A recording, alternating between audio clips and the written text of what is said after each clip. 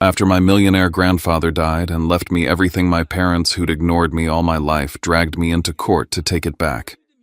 The same people who never showed up to my birthdays, my graduations, or even my grandfather's funeral suddenly remembered I existed when money was involved. The morning of the hearing, my mom rolled her eyes the second she saw me. My dad smirked like I was still the helpless kid they dumped decades ago.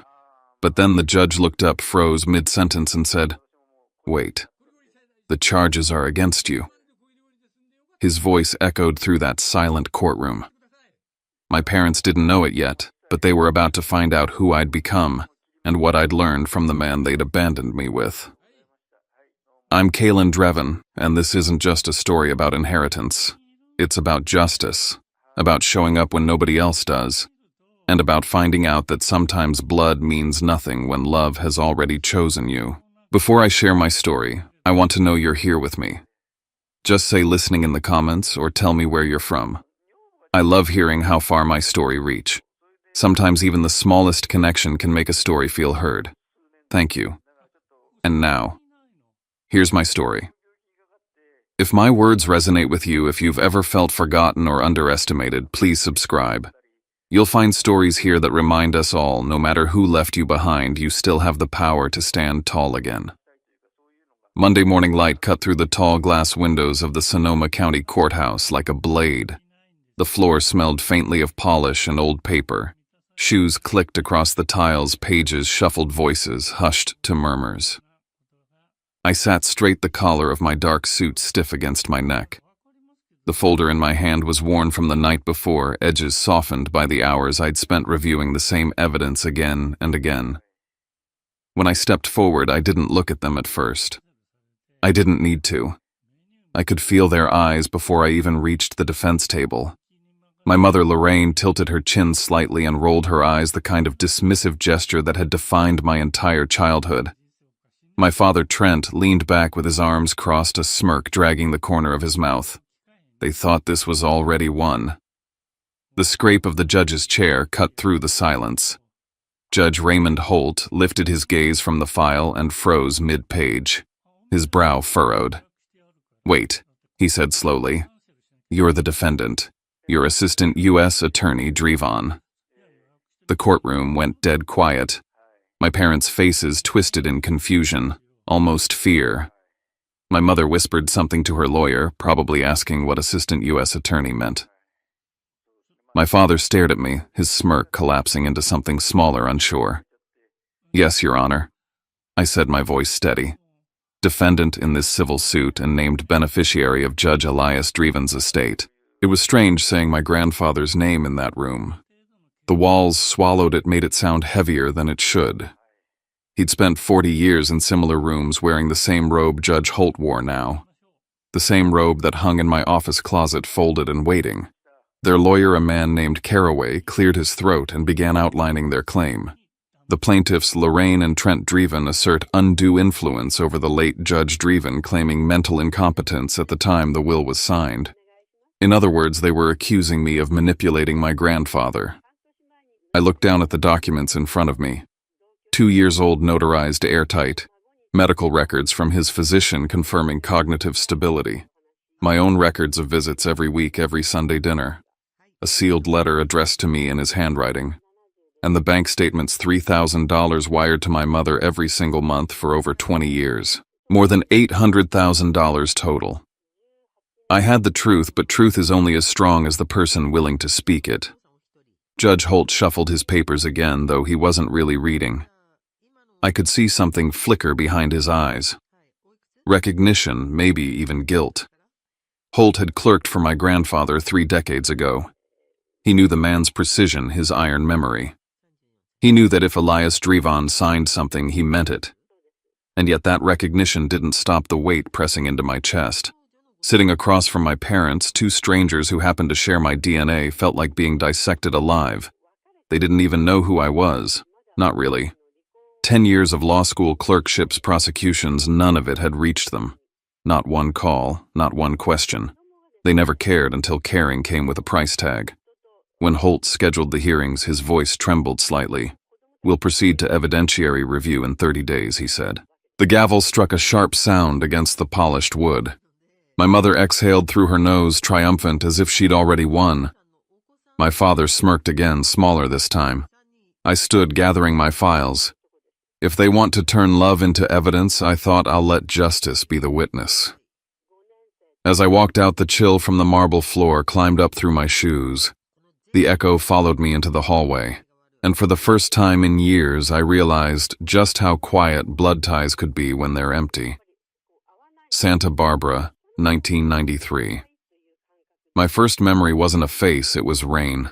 My mother was 19 then, my father 21. They were chasing something brighter than parenthood, something louder than responsibility. One morning before dawn, they left me on the porch of my grandparents' house wrapped in a blue blanket. It was raining hard, the kind that blurred everything into gray.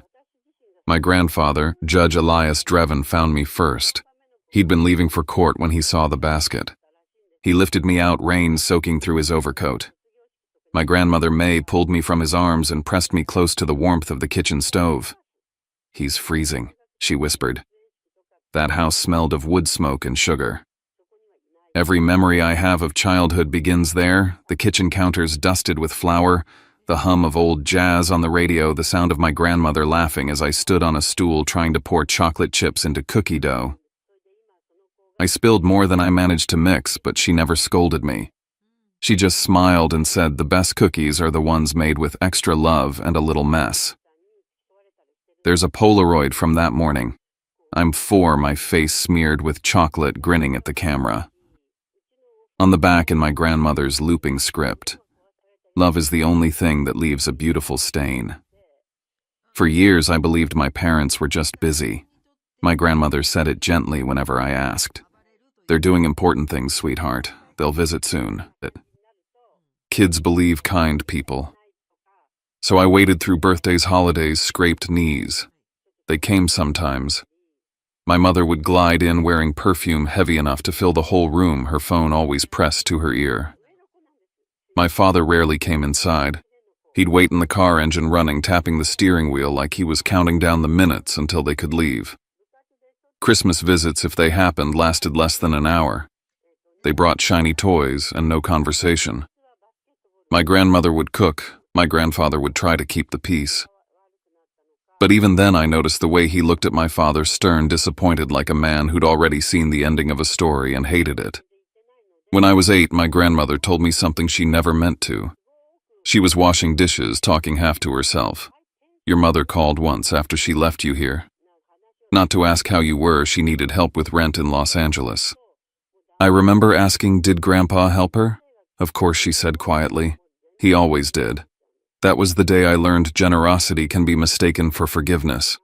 My grandfather kept a black leather notebook in his study. Inside were pages of neat handwriting, dates, visits, phone calls, and next to many of them a single word: missed. It wasn't bitterness. It was record-keeping, the habit of a man who measured the truth even in his own family.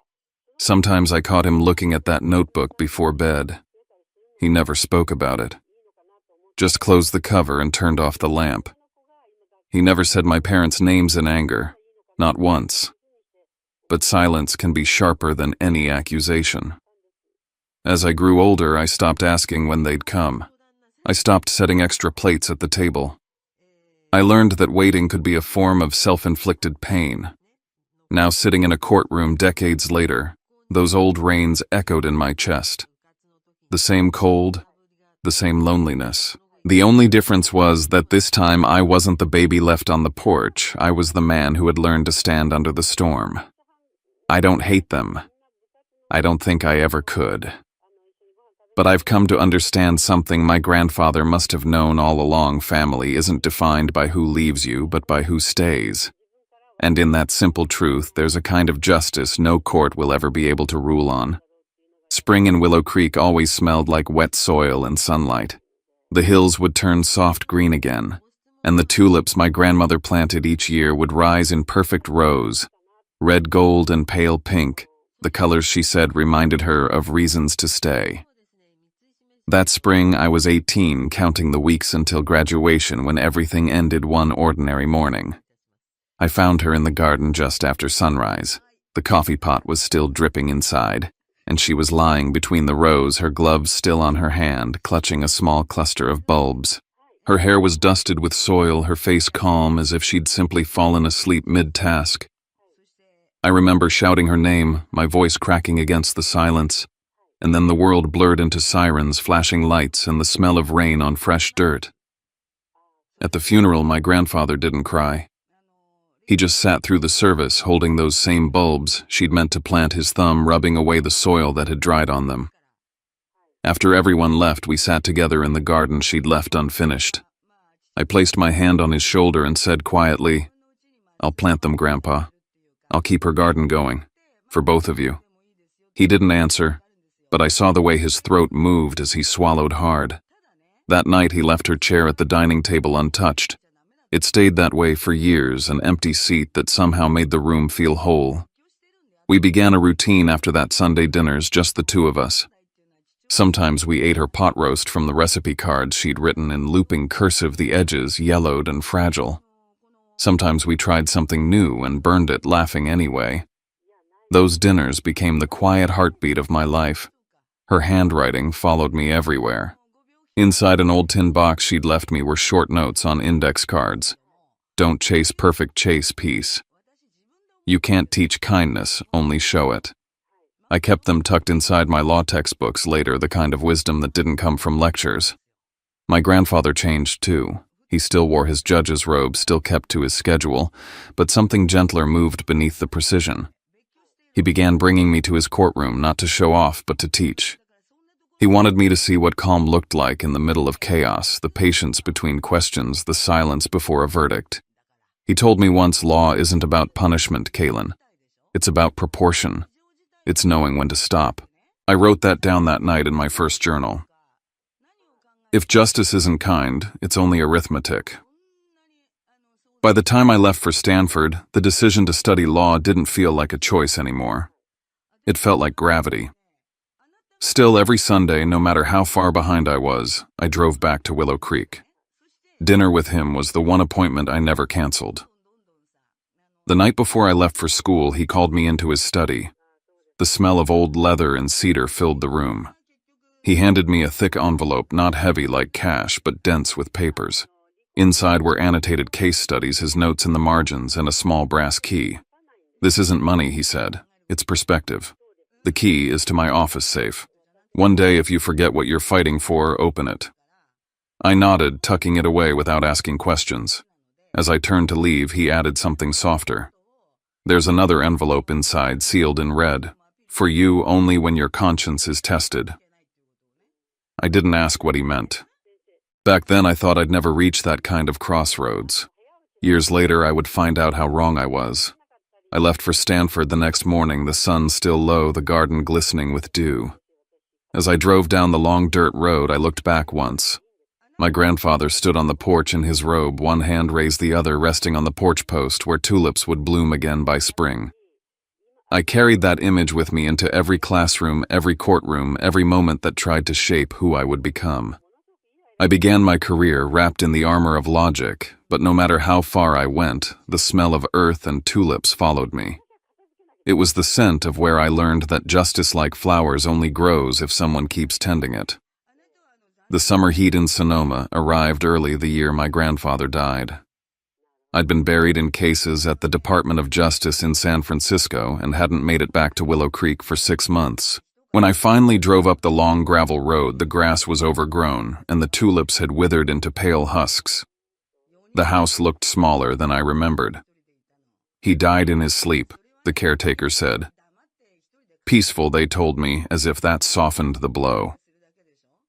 Inside, the clock on the mantel still ticked, his coffee cup half empty beside the morning paper. The robe he'd worn for 40 years hung over the back of his chair sleeves, folded like waiting arms. On his desk was a single sheet of paper with my name written across the top in his steady, looping handwriting. "Don't cry. We haven't lost each other. We've only changed our seats in the courtroom." The words blurred as I read them. I sat there until sunset, the house creaking around me, the silence pressing like a verdict I didn't want to hear. A week later, I sat in the office of his attorney on State Street for the reading of his will. I expected small things, a watch, maybe some books, the garden bench he'd carved with my grandmother. Instead, the lawyer looked up from the pages, cleared his throat, and said, "He left everything to you, Mr. Drevin. $5.8 million. The Willow Creek Ranch, his investment accounts, his insurance, everything." I remember staring at the lawyer, waiting for a correction. "That can't be right," I said. "He has a daughter." He handed me an envelope addressed in the same handwriting as the note. Inside was a letter written months earlier. "Kaylin, what I leave you is not wealth but duty. You are to keep what matters honest. You will be tested. Use the law as a shield, not a weapon. Love will cost you. Justice will ask for proof. Be ready." Behind the letter was a packet of documents, bank transfers, handwritten calendars, notes in his firm script. For 22 years, he had sent my mother $3,000 each month. Over $800,000 in total. I flipped through the statements, seeing his comments in the margins. Rent due. Another request. Said she'll visit next month. Didn't. Every line was quiet evidence of a man trying to love someone who had long stopped listening. There was also a small sealed envelope in the folder. Written on the front, "Open only if you are accused of betrayal." I didn't open it. Not yet. The weight of the words alone was enough. I looked at the last page of the will where his signature sprawled just above the notary seal. There was a final handwritten line added beneath the ink, fresher, the letters slightly unsteady. "All remains to Kaylin Draven in gratitude for his loyalty and love." The date was 4 days before he died. I knew exactly how that would sound in a courtroom. A frail old man, perhaps confused, perhaps pressured. I could already hear my mother's attorney framing the narrative. He wasn't of sound mind. Standing in that office, I felt both honored and condemned. My grandfather had prepared me for law, but I never imagined he was preparing me for this, being judged not by strangers, but by the people who shared my blood. As I left, the lawyer placed the sealed will in a brown envelope and handed it to me. He anticipated there might be challenges, he said gently. He said, "You'd know what to do." Outside, the afternoon light burned gold across the vineyard hills. I drove back to Willow Creek and walked into the garden. The tulips had long been cut down, the soil dry and cracked. I knelt and touched the earth where my grandmother had fallen years before. The wind picked up, carrying dust and the faint scent of summer grass. For a moment, I almost heard his voice again, steady, calm, instructive. "Justice isn't about winning, Kaylin. It's about what you can live with after." I looked toward the porch, imagining him there, coffee in hand, watching me the way he used to when I was a boy. I realized he'd left more than property or instructions. He'd left a test, not of the law, but of me. The air turned cooler as evening crept in. I stood in the middle of the garden and whispered into the wind, "You really thought of everything, didn't you?" I didn't know it then, but that summer afternoon was the first step into the case that would undo every illusion I'd ever had about family loyalty and love. And as the last light faded behind the hills, I understood what he'd meant by changing seats. He wasn't gone. He was watching from another courtroom, waiting to see if I'd honor his verdict. The sky over San Francisco was the color of old concrete when the envelope landed on my desk. My secretary slid it toward me, the red court seal already breaking through the thin paper. The smell of burnt coffee lingered from the morning rush, the printer whirred in the background, and for a moment I thought it was just another subpoena, another day in the office. But then I saw my own name printed on the front, underlined twice. Plaintiffs: Lorraine and Trent Draven. Defendant: Kaylin Draven. Allegation: exertion of undue influence and emotional manipulation for financial gain against an elderly family member, Judge Elias Draven. I stared at it for a full minute before laughing once, quiet, short, almost polite. My parents, who hadn't sent a birthday card in 20 years, had finally found a reason to remember me. $5.8 million and a sense of entitlement disguised as morality. The irony stung. They were suing me for manipulating the only man who'd ever shown up for me. I closed the file, rubbed the bridge of my nose, and whispered, "Of course." The first thing I noticed in the complaint wasn't the accusation, it was the signature at the bottom. David Caraway. I knew that name like a bad habit. 4 years earlier, I'd prosecuted him for tampering with evidence in a securities case. Avalon Securities v. State of California. He'd been disbarred for a year. It had cost him his career, his reputation, everything he thought he owned. Now he was back defending my parents. The move was personal, not professional. Revenge disguised as redemption. And this time, he was aiming for the one place he knew would hit hardest, not my record, but my bloodline. By noon, my name was on every major paper in California. Federal prosecutor sued by parents over inheritance scandal. My phone exploded with messages from colleagues, journalists, strangers demanding statements. The DA's office issued a statement about conflict of interest and administrative leave. I was told to step away from all ongoing cases until the matter was resolved. I'd spent my life inside courthouses built on discipline and control, yet now my career was unraveling in the same language I'd once used to undo others. The irony didn't escape me. I'd built my entire professional life on the principle that no one is above the law, and now I was being cast as someone who thought he was. I called Claire Hensley that night. We'd worked together for years, sharp mind, no patience for theatrics. "I need representation," I said. Her voice was calm. "You're serious. It's my parents." She paused long enough for silence to speak for her. "Then this isn't law, Kaylin. It's theater. They'll play sympathy. The courtroom loves tears more than truth." She met me in my office the next morning, hair pulled back, briefcase already open. "You can't defend yourself," she said, flipping through the complaint. "Conflict of interest. I'll take it." I nodded. "They'll lose on facts," I said. "They might win on feelings," she replied. "The public always roots for the ones crying on the stand." By afternoon, news vans were parked outside my building. The media wanted the story, not the truth. Estranged parents. Millionaire will.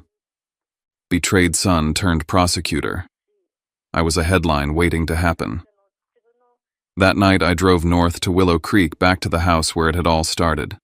The tulip garden was bare, just dirt and memory. I unlocked my grandfather's office and pulled open the safe he'd left me years ago.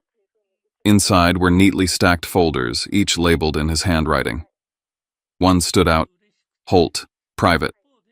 Beneath it lay an old photograph.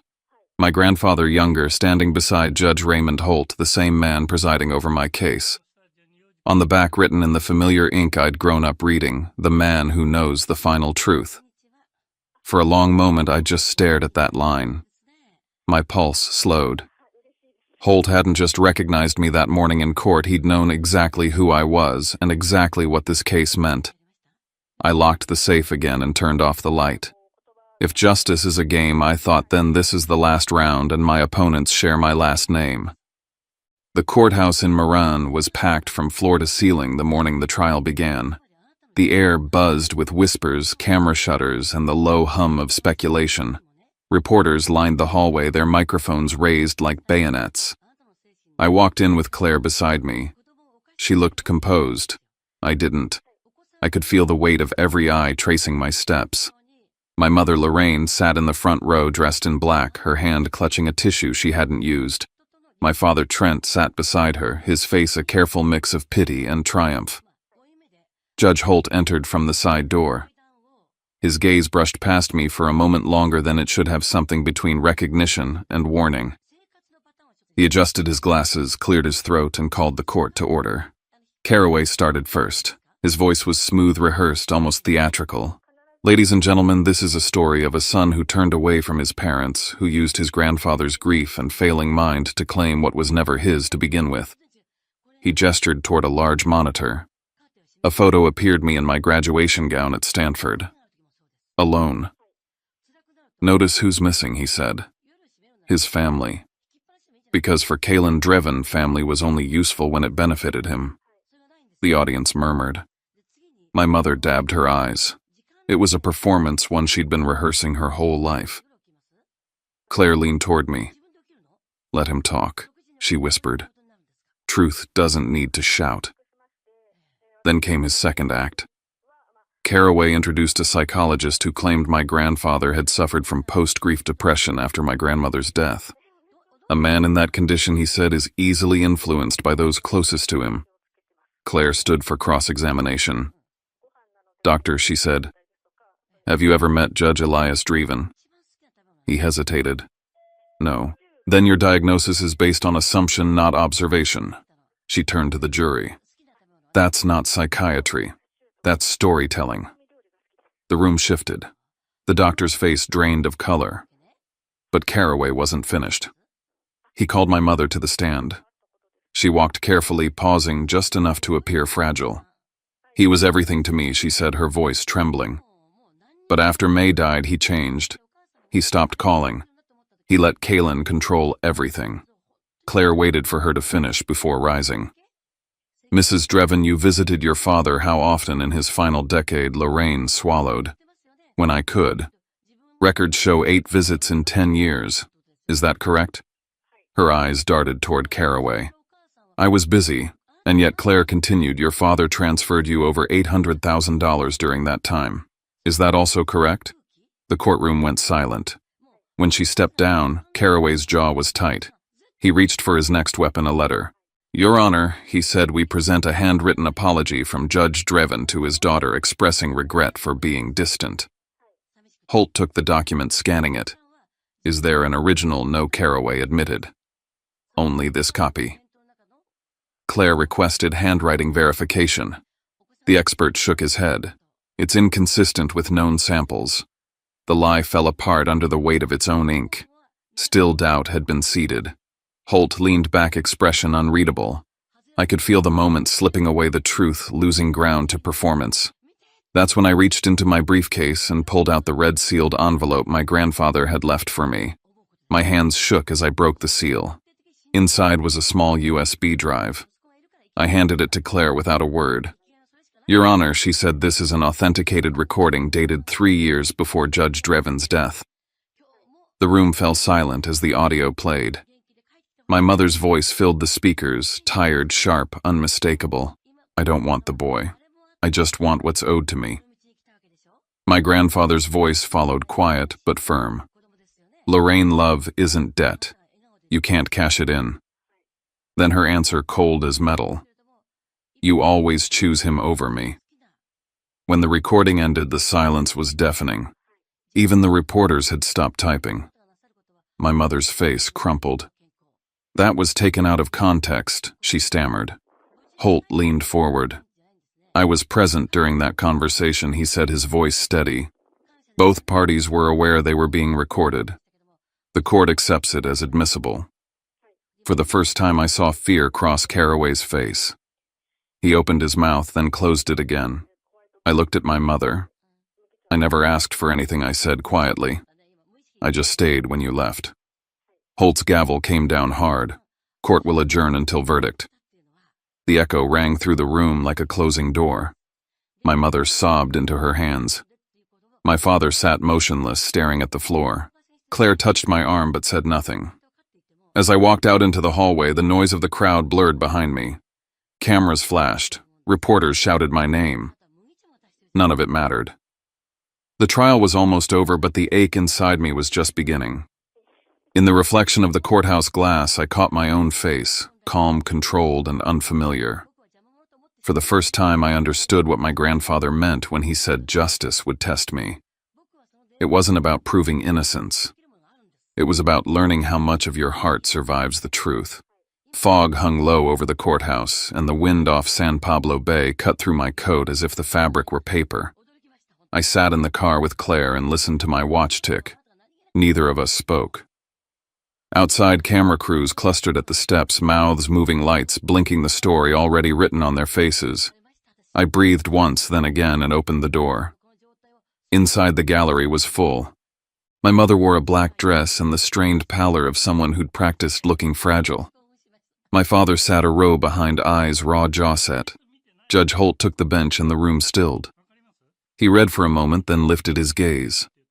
On the far wall, a display case had been set up for the day my grandfather's robe draped on a stand, its sleeves falling like calm hands. Holt saw it too and gave the smallest nod before striking the gavel. The court has reviewed the original will, the medical records, the sworn testimony, and the recording between Judge Elias Dreven and Mrs. Lorraine Dreven. He began, his voice even resonant. These materials demonstrate that Judge Dreven remained fully competent and intentional in leaving his estate to his grandson. He turned his attention to my mother, then to me. The court also observes a pattern of inconsistent contact and the misuse of trust by the plaintiffs toward the decedent. He paused and signaled to the clerk. A sealed packet was brought forward. A supplemental exhibit was filed with the will. The court will open it now. Paper cracked in the quiet. Holt unfolded a letter dated 3 years earlier, written in my grandfather's hand. He read aloud, "If my daughter and her husband should one day contest this, tell them they have already received enough 22 years of support, 22 years of absence. What remains I give to the child who stayed." The sound in the room shifted air, moving throats, clearing the dull scrape of a chair. My mother's body sagged. She covered her face with both hands. Holt set the letter aside and looked to me. "Mr. Dreven, you may speak." I stood. My voice felt like it belonged to someone else, steady, restrained. "I never asked them to love me," I said. "I only wanted to protect the dignity of the man who taught me that the law isn't revenge. It's how we guard love from being twisted into something it isn't." I turned back to the bench. "If I have any power today, it's because my grandfather taught me to use it for mercy first." Holt folded his hands. "This court finds the will valid in every respect. The complaint is dismissed with prejudice. Costs and attorney's fees are awarded to the defendant." He let the words sit a moment longer, then added, "Love is not evidence of wrongdoing. In this case, the defendant's conduct reflects filial duty, not manipulation." The gavel struck, and the room exhaled at once. Reporters swarmed the aisle. I kept my eyes down and pushed through the corridor until the crowd thinned. Near the exit, my mother weighted shoulders, small mascara clouded at the edges. "Kaylin," she said, almost a whisper. "I'm sorry. I just wanted to be close to you again." "You had 32 years, I said. I didn't raise my voice. I didn't need to. I turned away. Behind her, my father stayed still, hands in his pockets as if rooted to the tile. Outside, the wind came harder, bringing the briny smell of the bay and dry grass from the hills. I walked past the cameras and kept going until the only sound was my own breath. On the drive north, I pulled onto a turnout and let the engine idle windows down, air cold on my face. The relief didn't arrive in a rush. It came like a weight loosening knot by knot. I watched the water until the light broke through the fog, and for the first time in months, I felt the room inside my chest open. I'd won. And still there was no one to clap me on the back, no hand to shake across a dining table. Maybe real justice always leaves you with a little loneliness, proof that you didn't trade your heart to get it. I put the car in gear and headed home. 3 years later, I raised my right hand and took the oath. At 35, I became a federal judge. On the first morning I took the bench, I slipped into my grandfather's robe. It was heavier than I remembered, the lining smelling faintly of cedar and old paper. A letter from Holt waited on my desk when I returned to chambers. A legacy continued. Wear it well. My life narrowed in the best way, cases, chambers, long days stacked with long decisions. But Sundays never changed. I still drove back to Willow Creek, parked under the same oak tree, and knelt in the garden. Each spring I planted tulips along the fence until the slats looked stitched in color. Neighbors sometimes waved from the road. I waved back and kept my hands in the soil. It felt like prayer. One afternoon an envelope arrived from my grandfather's former law firm. They had been cataloging archived materials and found an unsent draft addressed to my mother. The letter was dated years before he died. He wrote that he loved her, that he always would, but that love was not a substitute for showing up. He wrote that he would not confuse forgiveness with forgetting. I read it at the kitchen table where my grandmother used to lay out cooling racks for cookies. The house creaked, the clock ticked, and for the first time since the trial, I felt something give way, anger loosening into a quieter sorrow. Not long after I drove to the cemetery in Marine, someone had left a cluster of white tulips on my mother's headstone. My father's plot beside hers held only dust and a faded ribbon. I placed a bunch of yellow tulips between them and said softly, "I'm not angry anymore." The wind lifted and fell. No answer came, but none was needed. The past felt less like a chain and more like a story I could finally put back on the shelf. That fall, I set aside a portion of the estate and established the May and Elias Dreven Foundation scholarships for law students raised by single parents and grandparents. At the dedication, I spoke without notes. "Family isn't where we're born," I said. "It's where we're chosen daily. May this help someone keep choosing." I looked out at the rows of students and saw my younger self among them, tired, hopeful, trying not to show the hurt. On a late Sunday, after the guests were gone and the hills were turning the color of copper, I unlocked the safe in my grandfather's office one more time. Only one page remained. In his hand. If you're reading this, you understand. The law isn't where justice ends. It's where a life worthy of it begins. I folded the note and slipped it into the inner pocket of the robe. Dusk reached in through the windows as I walked out to the garden. The tulips caught the last light and held it like small lanterns. I sank to my knees, pressed my palms to the dirt, and breathed. The house behind me was quiet, the kind of quiet that doesn't feel empty. I'd lived long enough to learn that blood gives you a name and that actions give you a home. My grandfather had been right all along. Love doesn't need proof, only presence. I stood, brushed the soil from my hands, and headed for the porch. The old wooden sign over the steps had weathered to a soft gray, the carving still clear. Willow Creek Ranch, where justice lives.